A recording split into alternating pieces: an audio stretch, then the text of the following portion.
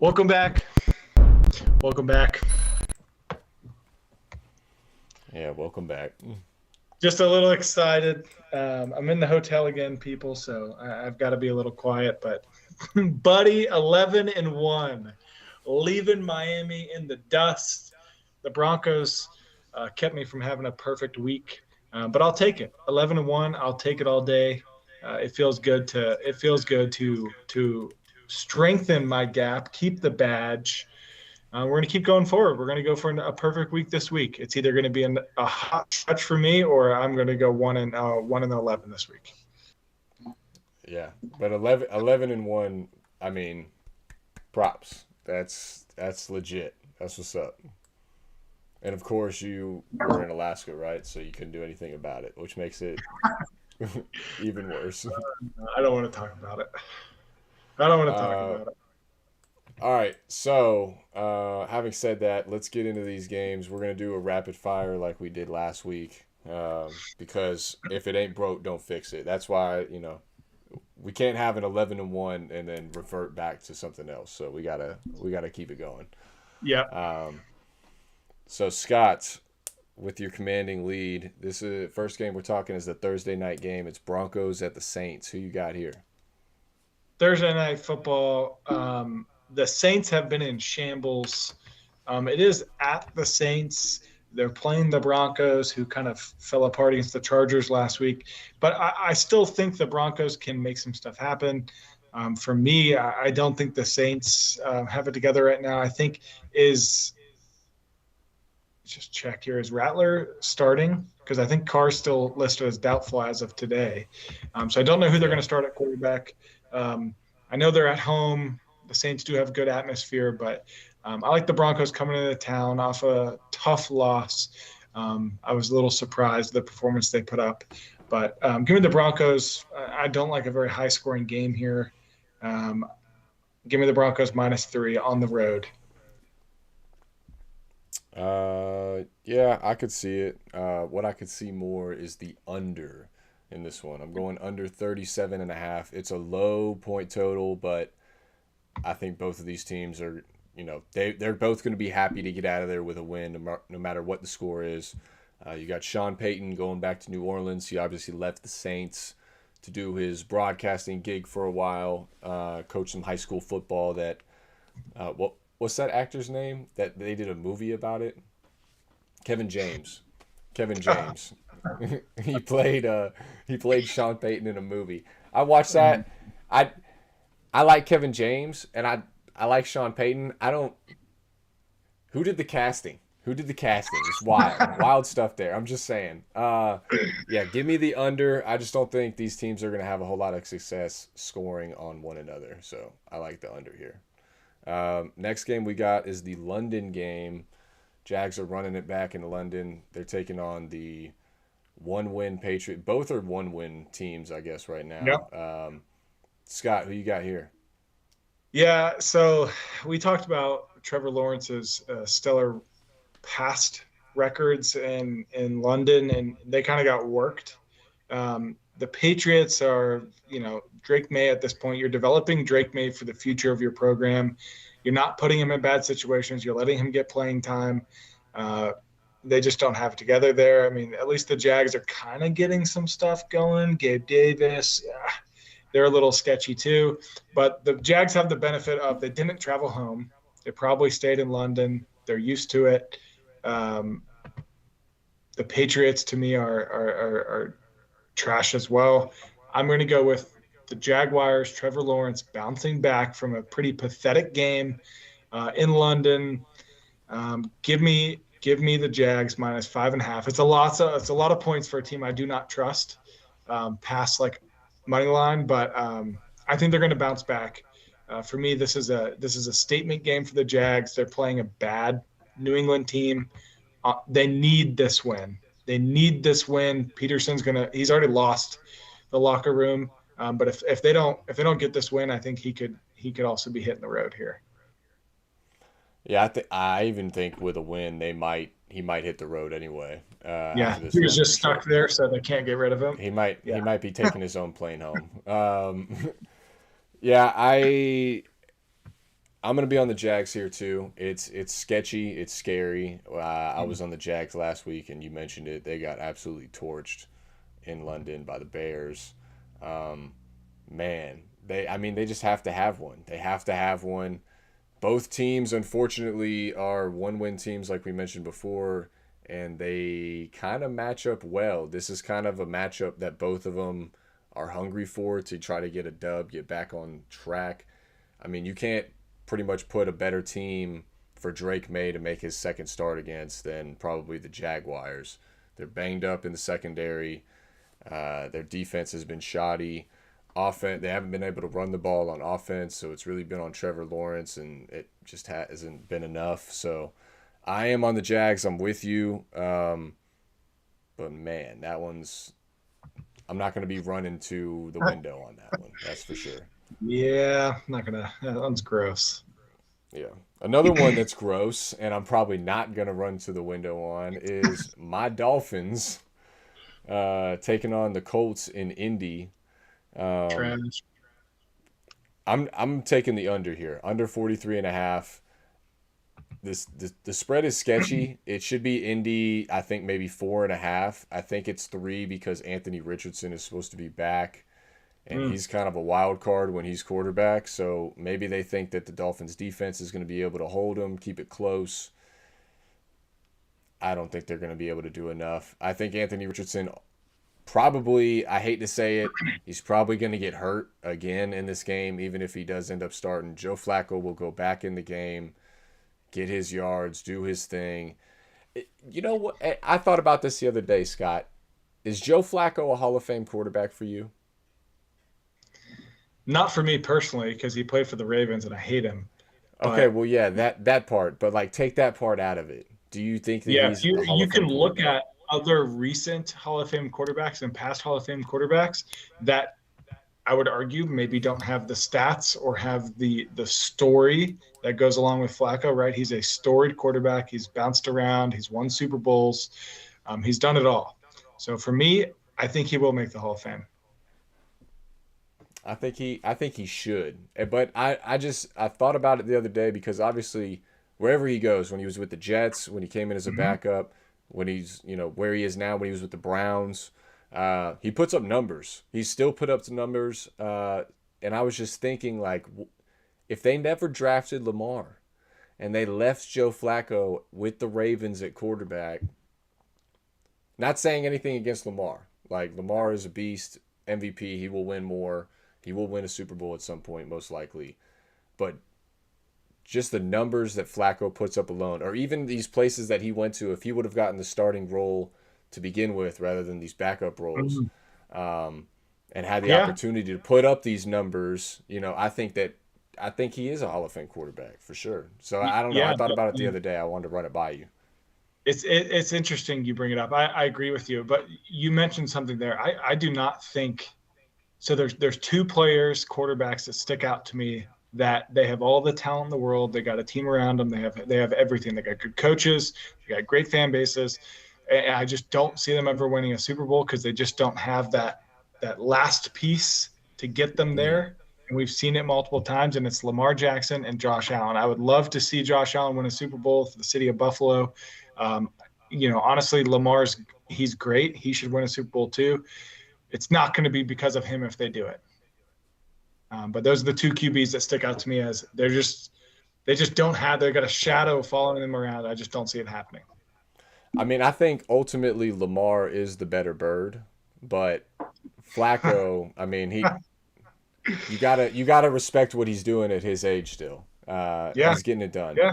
Um, Having said that, I am on the under 43 and a half. Scott, what do you like in that Dolphins Colts? What side are you? Yeah, for me, both teams coming off a win. Dolphins coming off an ugly win, but a win is a win.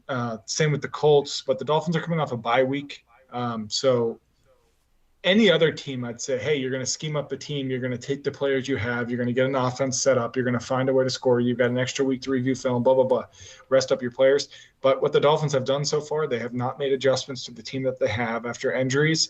They're talking about Tua is going to come back and play this year. Um, Yeah, I just don't trust the Dolphins, what they have going. The Colts have been feisty. They're still feisty. They're 3-3, 2-1 at home. Um, if I'm the Colts, and you might call me crazy here, so I'm going to take the Colts -3. But if I'm the Colts, the way Flacco's playing, Flacco is in to start the game. Flacco is in for the majority of the pass plays. And when you want to shake it up a little bit, you reintroduce Richardson slowly, and you put him in for some direct snaps. You put him in a wildcat, maybe throw him in there for some reverse, flea flicker. I think you try to find a different way to utilize him right now because Flacco's hot and he can win you this game easily. So I think you roll with Flacco and give me the Colts at home -3. Yep, very similar situation in another game that we're going to talk about later on in the show regarding the quarterback situation. Next game, we're talking Titans at the Bills. Bills are a 9-point favorite. Total sitting at 40.5. Scott, what do you got? Yeah, look, Bills, it's a tough place to play in Buffalo. I don't know if I've told you this yet, but this year we're going to our annual trip there. December 29th, we will be in Buffalo, painted up, shirtless. Miami Mike is still on the fence if he wants to come. He doesn't know if he can take the cold. But we'll be there diving through some tables. So side note, we're pretty pumped about that. But look, Buffalo. It's just different. Buffalo is a team that should be winning every week, and sometimes they just can't get it together. They fumble the bag. They lose horrifically after putting up 47 points against Baltimore, 35-10. Then they lose a close one to Houston, but they beat the Jets, and the Jets are kind of in shambles. But it's a win is a win. It was a tough game. 2 missed field goals. They should have lost, but they won. They found a way to win. The Titans are just atrocious. They're 1-4. Will Levis is not it. They don't have it together. They're on the road in a tough environment. The spread is 9 points. That's so many points. So for me, I'm going to take the over here, over 40.5. I think that Buffalo is going to have a bounce back game, and they're going to put up, 35 points here. They might cover the over by themselves. I think it's going to be a blowout, and the Titans might get like a 10 minutes left in the fourth quarter touchdown to seal the deal on the over and cover that. But I like a lot of points here from the Bills at home, bounce back game. Josh Allen, get the people going in Buffalo. All right. I'm on the opposite here. We got a nice little head-to-head. I'm on the under. I do think the Bills bounce back in this one. It is a lot of points. Ultimately, I think the Bills are probably going to cover it. But this year, statistics-wise, underdogs 6 and over in the NFL have done very well. So that falls into that category. So for me, it's something that, if I'm not on that Titan side at +9, already, I'm not looking there. But I'm going to get on the under. The good news for the Titans is they have one of the best defenses in the NFL right now. Josh Allen has not looked the best. He struggled a little bit. He got concussed 2 weeks ago that they did not pull him out of that game and put him right back in. He was unconscious. That was mind-blowing. I think the Bills are going to do it. For whatever reason, I'm thinking like 28-9, 28-10. I think the Titans will be able to hold them long enough, maybe into the second half, maybe like 14-3 at the half. Bills kind of pull away later on, but give me the under. We'll have a nice little head-to-head because I got some ground to make up here after you got some ground to make up. Shout out to Hindu and Navowski in the chat. We are not in Colorado. I'm in Boston. And the better bird of the week is coming up. We're going to get there. All right. Couple games left. We got Lions taking on the Vikings, making the trip to Minnesota. Vikings are actually the favorite in this one. 2-point favorite coming off of bye weeks. Total is sitting at 50.5. Scott, what do you got? Yeah, look, the last 2 games, the Lions have put up 47 and 42 points against Dallas and Seattle, 2 decent defenses. The Vikings are the shocker of the year this year. No one thought they'd be 5-0. And if you said you thought they'd be 5-0, you're lying. Unless you got a receipt to show me, I will not believe you. They're sitting pretty. Darnold's looking great. Aaron Jones, he's questionable, but he's definitely going to play. Um, Bummer for Detroit losing Hutchinson. Some people are saying, why was he in the game? Because they were up, it was the third quarter, I think, or really early in the fourth quarter. So I don't fault Campbell for keeping him in the game. You play to win the game. Yep. Unfortunate accident, he probably could come back. It was a clean tib fib. They just put a rod in it, 8 weeks to recover. I mean, he could come back for the end of the year. I wouldn't rush it. He's young. So their defense a little faulty there, losing their edge rusher. Vikings defense has been playing good, but Detroit, they have weapons. They find ways to win. They have fun with it. You saw the trick plays last week. They have offensive linemen lining up all over the place. They're doing hook and ladders to Penny, their right guard. I mean, they're having fun with it, getting creative. I like this game to be a lot of points. I like the defenses to struggle here. Dan Campbell's going to scheme it up against the Vikings. The Vikings had a week off to scheme it up against the Lions. I like a lot of points scored here. I do like the Lions to win the game, but I'm going to take the over 50.5 because I think this is going to be a shootout. Classic Lions shootout, like 35-38, something like that. All right, so two things. You mentioned the trick plays last week that the Lions pulled out against the Cowboys. So that was because I know of that regular season game last year that I cost know. them the number one seed. Uh-huh. Well, yeah, he was specifically being petty. He ran, and specifically the offensive coordinator, Brad Johnson, ran I love it. offensive line eligible plays at least like 6 times in that game. A big FU to the screw up. I love it. I love it. For sure. So they're playing with some swag. What stands out to me is the fact that the Vikings are listed as the favorite. I understand they're undefeated. I understand the season that they've had. But like you mentioned, the Lions have put up, what was the stat? Like 90 total points over the last 2 games. Absolutely demolished 89. Dallas in Dallas. Just tore them to pieces. So it's very interesting to me that the Lions are the dog in this situation. I'm with you. I'm going to take the Lions +2. I think the Lions are the better team ultimately. I think the Vikings at some point are going to get fraudulent. We always see, an NFL team start off really hot for the first half of the year. They'll go, 9-0, 9-1, 9-2. And then all of a sudden they sort of tank after that. Yeah. Remember when we that went bye week that ruins the momentum? Yes, exactly. Remember when we went 11-0 as the Steelers, and I was not all in. I was sitting there like it's going to crumble. The straw is going to hit the camel's back, and I agree with you. It's coming. Yeah, I mean it's just hard to carry that momentum all the way through, and at some point it's going to happen. So I think the Vikings will have that moment at some point. I don't know if it's yet, but this is a big, big game for both of them. Give me Dan Campbell in this situation. I know Kevin O'Connell is a bit of a quarterback whisperer. He's going to get what he can out of his team. Brian Flores, the defensive coordinator for the Vikings, absolute stud when it comes to the defense. But I'm with you. I think the Lions are going to be able to get this one done. So give me the Lions +2. Next one, we got Bengals taking on the Browns, AFC North division matchup here. Bengals are a 5.5-point favorite. Over-under is sitting at 41.5. I got the Bengals in this one -5.5. I think that line is too low. I think the Bengals should easily win this one by 10 or more. I think this one's probably a lock, one of the ones that I love this week. So I'm going Bengals. Joe Burrow is having a great year. It's not his fault the Bengals are where they are. Defense has to get right. Browns offense can't do anything. They let go of Amari Cooper. That's only going to hurt them. They still don't have Nick Chubb. Deshaun Watson's been playing terrible. Offensive line's been banged up. Defense hasn't been what it was last year.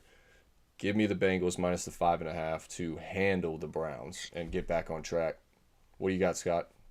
Yeah, this is one of the few ones where we're on the same page here. I also think it's a must-win game for Cincinnati because if they lose and they drop to 2-5, you have Pittsburgh and Baltimore potentially becoming 5-2. You're putting yourself 3 games out early on in the season from having a chance. And the wild card in the AFC, it's going to be close. You're going to have to win 10 games. in the AFC to get a wild card spot. And at 10 wins, you still might not get in. We've seen it before year over year in the AFC. To your point, you mentioned a lot of the stars coming alive. T. Higgins has been becoming more and more productive week over week. He's on my fantasy team. Shout out Higgins. One interesting thing for Cincinnati is their rushing game is all over the place. Sometimes they do well, sometimes they don't. Last week, their leading rusher, Joe Burrow, 4 carries, 55 yards. Not what you're looking for as an offensive line coach, I'll tell you that much. But I do like the Bengals to go in and throttle the Browns. They traded away probably their best, wide receiver option, in my opinion, their best overall player. And like you said, the quarterback position is not there. Defense isn't showing up. I know it's in Cleveland, but I like Cincinnati going there and handle business. All right, right on. Halfway done now. We still got 6 to go. Houston Texans taking on the Packers in Lambeau. Packers are a 2.5-point favorite. Over/under sitting at 47.5. Scott, what do you got here? Yeah, I'll try to keep this one short and sweet. 58% of the analytics are on Green Bay. Green Bay's at home, tough place to play, tough crowd, Lambeau Leap. Doesn't matter. Houston looks good. Houston looks strong. All their weapons are flowing. I do like a lot of points to be scored here because Love's got probably the deepest wide receiver room in the NFL. He's making it happen with Reed, Dobbs, Watson. They're getting it done. Josh Jacobs. But I do like the Texans to get this one. Give me Houston. Give me the points. Houston is a dog here. 2.5 points for Houston. It opened at 2.5. It is now at Green Bay minus 3.5, which is really interesting. If you open up ESPN bets right now, more points the better. If it opens tomorrow at +3, I love it even more. But give me Texans plus 2.5. I like them to go in and win by a field goal in Lambeau. Yeah, it's hard to go. It's hard to go against the Packers in Lambeau for sure. I did it last week with the Cardinals. Cardinals got absolutely destroyed. The weather was not great though. The weather for this one is supposed to be about 65 degrees and sunny for kickoff. So it shouldn't be too much of a factor for the Texans who are coming from a dome. The only thing that worries me is the Packers' pass defense. They are very, very prone in getting the turnover this year. Texans have struggled running the football. Packers have a great rush offense. This is going to be back. You said what? Mixon's back. They struggled the last few weeks, but he's back. Yeah, but the Packers are the 8th best rush defense in the league, giving up 110 a game. I think these teams match up very well against each other. I think this is going to be one of the better games of the day on Sunday, and it's good that it's in a 1 o'clock slot because, you're going to be able to get a full view of it. So I think that's a great thing. I'm with you. I'm going to take the Texans plus 2.5. I absolutely hate it. I hate it. I don't like going against the Packers in Green Bay again for the second week in a row. But the fact that you're on them after the week that you had last week, it makes me feel better about it. So I'm going to go Texans here with you. Next, we got Seahawks taking on the Falcons, making the trip cross country. Falcons are a 3-point favorite. Total sitting at 51.5. I got the Falcons here, Scott. I'm going to take a money line. I think that cross country trip for Seattle is going to be a bit too much. I think it's going to be a little low scoring too. I think it's going to be like 21-19. I think both offenses are going to struggle. I think it's going to be a field goal type game, and it's going to be whoever wins the turnover differential is going to be the one that comes out on top here. So I think Kirk Cousins is going to turn it over less. Not saying that he's not going to turn it over at all, but I think they get the win at home here. What do you got? Yeah, I think the Falcons are going to win at home. I'm going to take a money line. I think the trip's a long way for Seattle. I think Seattle's an okay team. I think they might squeak into the playoffs with 9 wins, something like that. The Falcons are getting better. Bijan looks amazing. Mooney's being used. London's coming alive. Kirko is there. I mean, it's not going to be Kirko because it's not prime time, but I think because it's not prime time, this is going to be a game that's on in the background The Falcons are always up by about 10 points. Might go scores back and forth, but they're always going to be up by 2 scores, and it's just going to be there in the background. You're not going to pay much attention to it. The Panthers are the Panthers. Give me the Falcons at home. The only reason I'm not taking the Falcons at the points is because it's a division game and weird things happen. So take a money line, but I like them to win this game. All right. Eagles at the Giants. Eagles are -3. Total sitting at 42.5. What do you got here? So this is the only game I looked at this week where I said -3. This game for me is Philadelphia 100% start to finish. -3 makes no sense to me. For me, this should be about a 6.5 point spread for me personally. I know the Giants have put up a decent defensive performances the last couple games, kind of. They're 0-3 at home. The Falcons are Philadelphia. See, I get my birds confused. Philadelphia's 3-2. They need this win. They need to get to 4-2. They need to get away from that even win-loss record. They need to start catching up to Washington and creating a gap for Dallas. I like the Eagles to go in here and just take care of business. For me, this is a no-brainer. This is your better bird of the week. Give me the Eagles. All right, so I'm on the Giants here, Scott. I'm on the Giants +3. Jalen Hurts is 5-3 against the Giants in his career. Okay. 4-0 at home. 1-3 in New York. His total stats in those games: 5 touchdowns, 6 interceptions, 57% completion. He is not. It sounds a lot like his current stats this year. It's pretty close. I think the Giants bounce back. I think Singletary and Neighbors will both be back for this one. At least Neighbors should be. I mean, shit, he's had 3 weeks to recover from a concussion protocol. He was at a concert the other night, which Yep. I'm sure the Giants love seeing that. Rookie. Give me the Giants to cover the +3 at home. I think they have a chance to win this one outright. No and way. make that NFC East very interesting moving forward. No, and putting the Commanders in prime position. Yeah, I mean, I love the Manders, but Barkley's going to be the difference in this game. That is true. It is a revenge game for old Saquon. He will be the difference in this game. Hurts doesn't have a good record, but it's not going to be on Hurts this game. It is going to be Barkley. It's going to be him going nonstop. I don't know why I call him Berkeley, but it's late here. I'm losing it here. No, give me quads is going to be the reason Philly wins this game. That is interesting. I forgot that Saquon aspect. It'll be interesting. I need to go back and look at what the Giants have done run defensive wise, because they've had some. I mean, they got some dogs up there on the defensive in the front 7. They do. They've put up, like I said, an interesting test.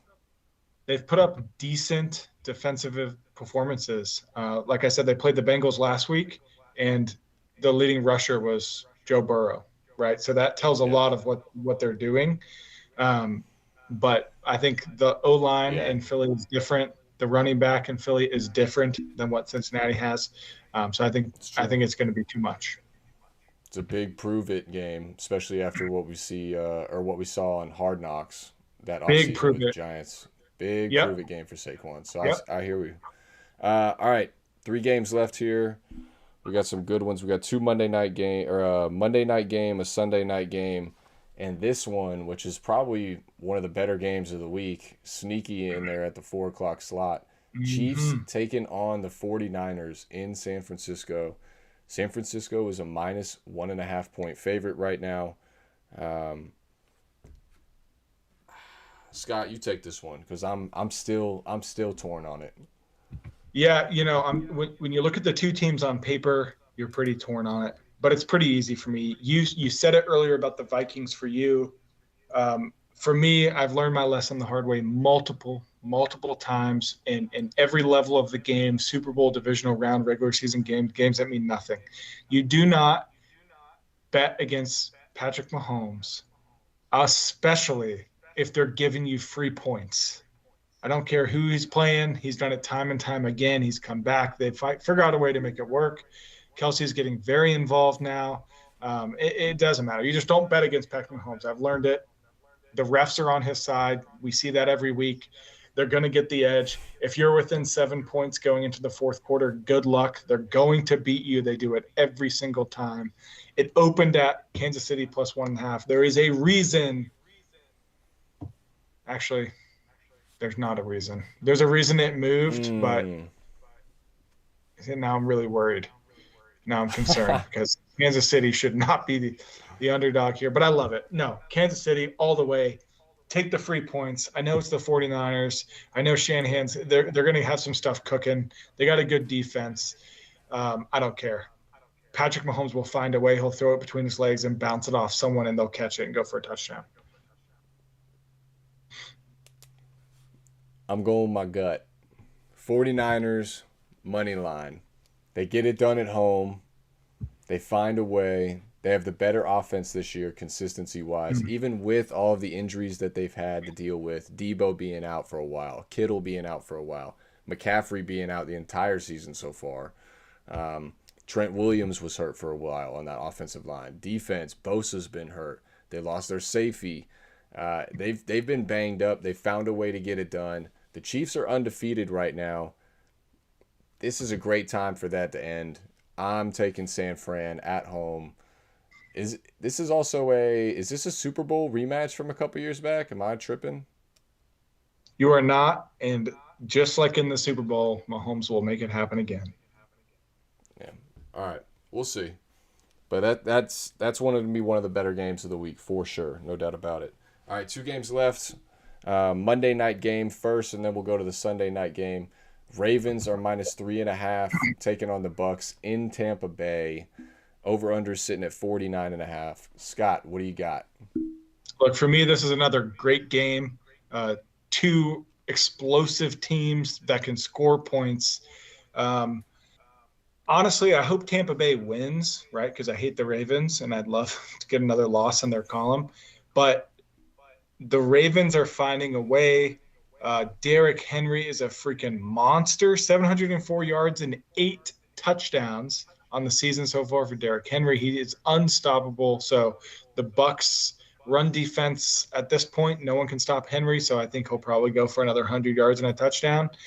He is due to have a bad game. It happens every once in a while. Zay Flowers looking good. Baker Mayfield's commanding. Godwin, I mean, you've got so many playmakers on both sides of the ball. And for that reason, my friend, we will not take a team because we're scared. What we will do is take an easy W and go the over 49.5. I just think both teams are going to score. I like that. I'm going to take the Ravens minus the 3.5. I hate that half-point hook.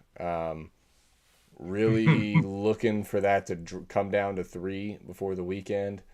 Unfortunately for the show, it is what it is.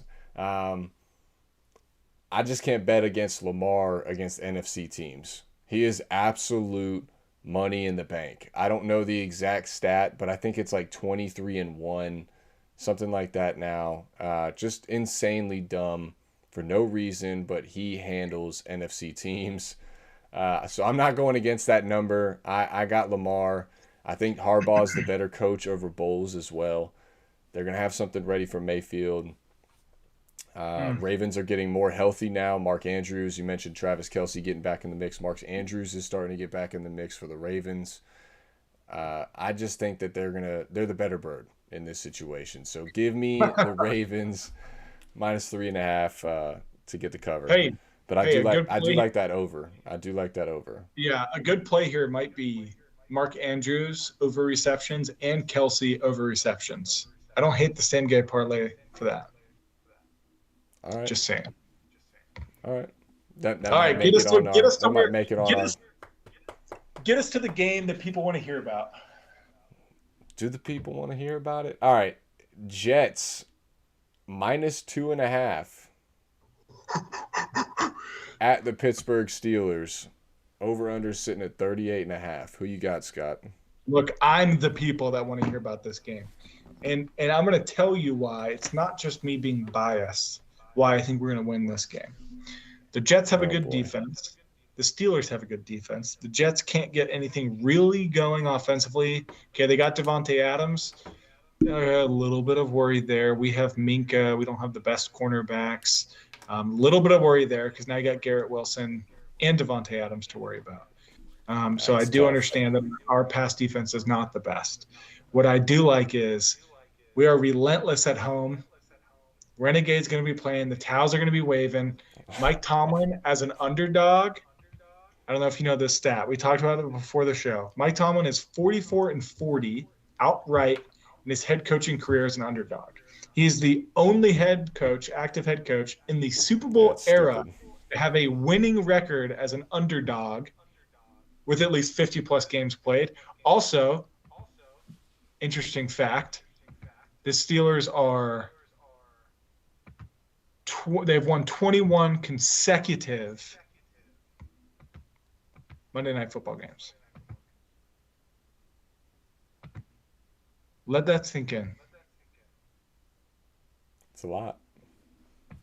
It is a lot. What I'm trying to show is primetime games at home as underdogs, the Steelers get it done. So give me the points. It's going to be a close game. I think it's going to be a very low-scoring game, in my opinion. I don't see us putting up 32 again this week. Not really sure where that came from last week. I'll take it. This is going to be a gross low game. I see something like you saw what the Jets did last week, 23-20. I don't even know if it's that high. I might like a 17-14, like tops kind of game with the Steelers taking on a Boswell kick late. That's what I like. Our defense is going to come to play. It's going to be an ugly, slow game. Not the most fun thing to watch, but, it is what it is. Give it to the boys at home. Tomlin, underdog, under the lights, baby. Yeah, I like this one. 20 Steelers, Jets 14. So I'm with you. I like the under here. I think it's going to be one of those situations where it is a late Boswell field goal that makes it a 6-point game. Rodgers gets the ball. Devontae Adams, Garrett Wilson, it's all the hype, all the drama. He's got the ball left with 1 minute and 10 seconds. We've seen it a million times. He goes down the field, falls just a little bit short. I think the Steelers end up getting it done. So I'm with you. I like the Steelers pick, but I'm on the under. If we give up, so Rodgers has the most completed Hail Marys out of any quarterback right now, which is 4. He did it again last week. If we go up a Hail Mary, I might punch my TV. I'll be honest. That's fair. That's all I got for you. We're going to win this game, and we're going to be 5-2, and then we only have to win one more game until your bet loses. We don't need to talk about it. It's been a rough year, all right? It's been a rough season so far. We need to turn around. We need to turn around this. We need to turn around my fantasy football team, and the Steelers need to start losing. Did you win yet in fantasy football? Are you 0-5? Oh, buddy. Can't come back from that one. No, I can't. I have a 1% chance, bud, to make the playoffs. Yeah, there is a chance. It's a lie. It's just 1% because ESPN doesn't go to 0. I don't believe you. All right. We'll find out. I appreciate everybody watching. Navosky, Charles, appreciate y'all hopping in the chat. Thank you. We'll see y'all next week. Good luck. Scott, again, bravo for last week. 11-1. That's awesome. Let's see if you can follow it up. Be cool.